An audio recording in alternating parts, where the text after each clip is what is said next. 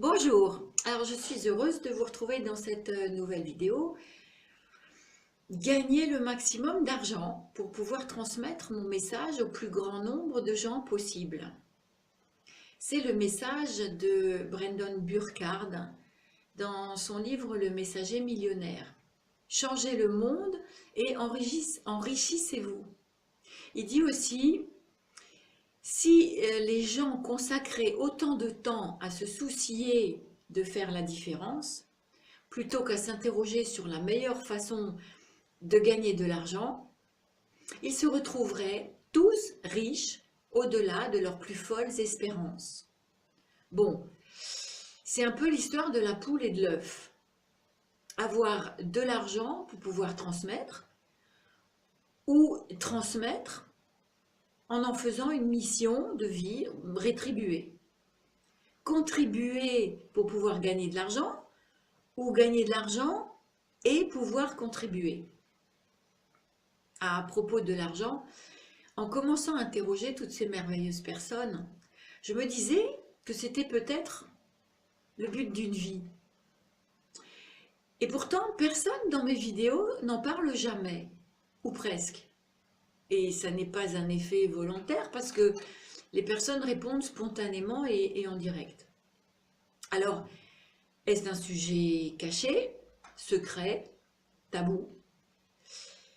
Est-ce que l'essentiel d'une période révolue serait en train de muter en un autre essentiel, plus adapté à un nouveau paradigme?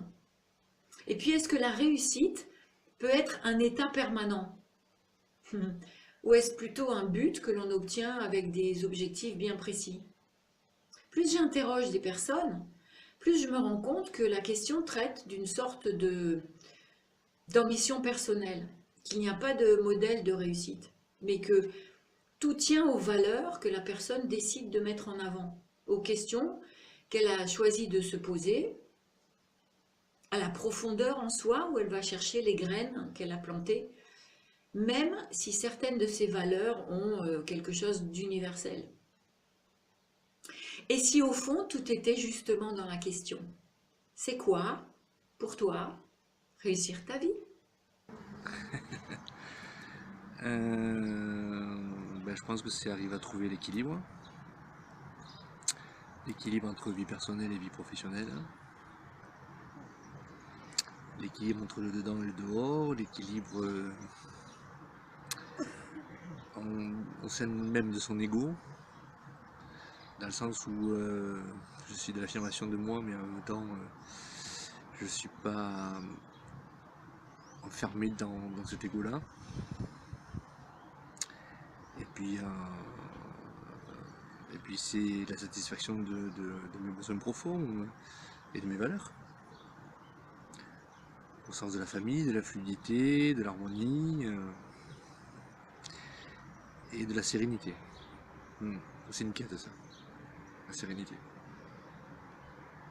Ah, super, je te remercie. Je t'en prie. Réussir ma vie, je pense que je la réussis parce que je fais ce que j'aime. Je fais ce que j'aime et j'ai besoin de rien de plus au quotidien et je me fais plaisir. Et réussir sa vie, c'est avant tout se faire plaisir dans son quotidien, dans le respect de qui on est et des autres. Parce que je pense pas que de toute façon on puisse vraiment se faire plaisir si on ne respecte pas ce qui est autour de nous.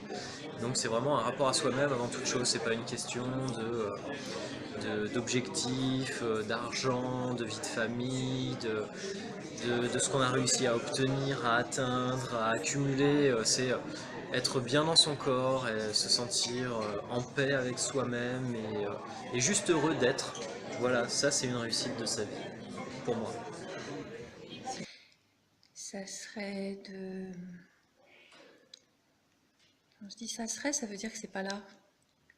C'est de faire les choses qui me plaisent.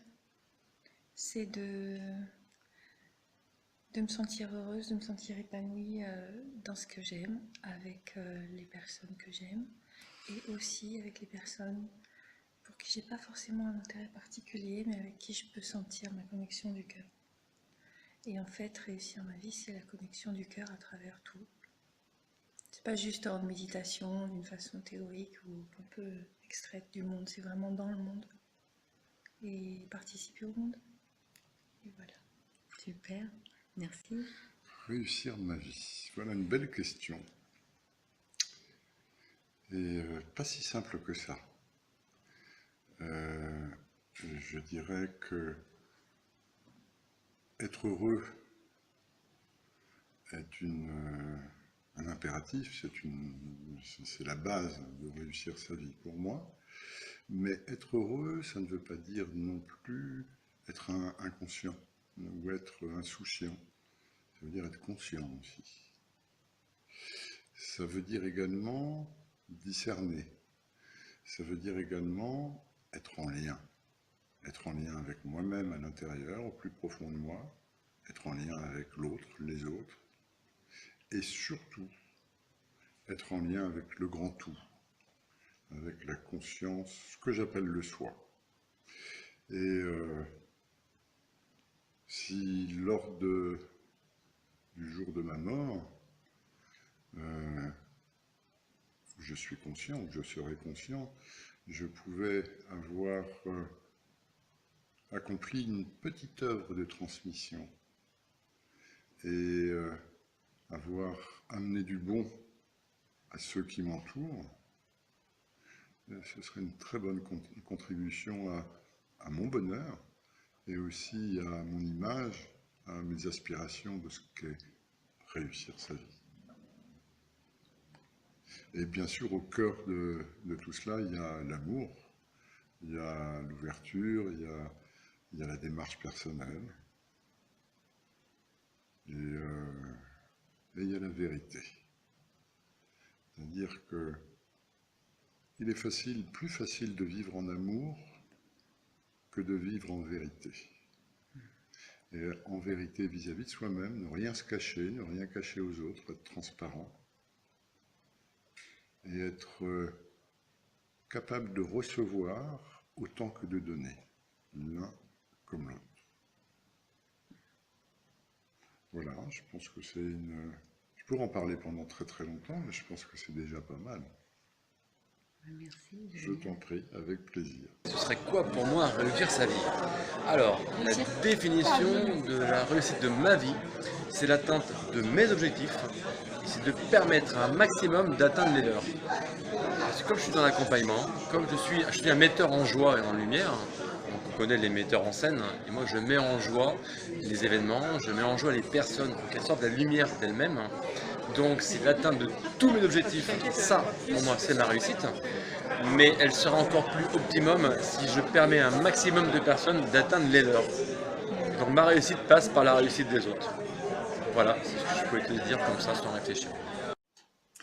Et n'oublie pas que tu as le pouvoir de changer. Ciao!